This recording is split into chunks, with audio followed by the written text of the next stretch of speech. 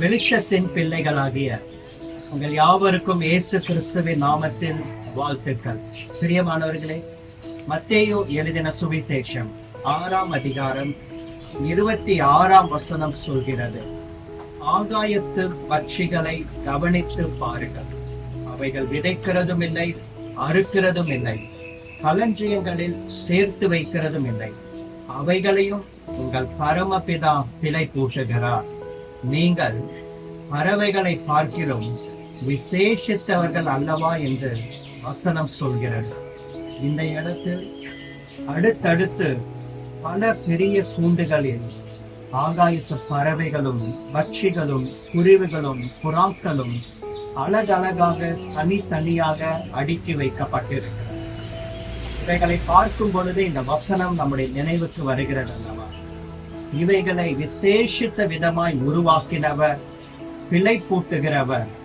இந்த பறவைகளை பார்க்கிலும் பட்சிகளை பார்க்கிலும் நீங்கள் விசேஷித்தமானவர்கள்.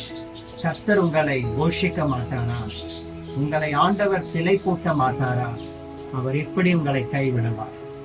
இந்த ஆகாயத்து பறவைகளை போஷிக்கிறவர் நிச்சயமாகவே உங்கள் குடும்பத்தை போஷிப்பார். இந்த ஆகாயத்து பட்சிகளை கொஞ்சம் கவனித்து பாருங்கள்.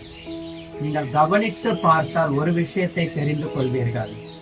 இவைகளை பார்க்கிலும் அவருடைய சாயலாய் சிருஷ்டிக்கப்பட்ட நீங்கள் விசேஷித்தமானவர்கள் என்பதை தெரிந்து கொள்வீர்கள். நீங்கள் தேவையில்லாமல் எதையோ கவனித்து பார்த்து சிந்தனைகளை குழப்பிக் கொண்டிருக்கலாம். ஆனால் கவனித்து பார்க்க வேண்டியவைகள் சில. அவைகளிலே ஒன்று ஆகாயத்து பட்சிகள். இந்த ஆகாயத்து பட்சிகளை கவனித்து பார்க்கும் பொழுது 2 காரியங்களை வெளிச்சத்தின் பிள்ளைகளாகிய உங்களுக்கு ஆண்டவர் நினைப்பூட்டுவார். ஒன்று, உங்களை போஷிப்பார். 2வதாக, நீங்கள் விசேஷித்தமானவர்கள் என்பதை உணர்ந்து கொள்வீர்கள். பெரியமானவர்களே, இவைகளை போஷிக்கிறவர் உங்களை போஷிப்பார். இவைகளை பிழை பூட்டுகிறவர் உங்களை பிழை பூட்டுவார். இவைகளை பார்க்கிலும் நீங்கள் விசேஷித்தமானவர்கள் என்பதை உணர்ந்து கொள்ளுங்கள். தேவன் உங்களை நடத்துவார், ஆசீர்வதிப்பார். God bless you. Amen.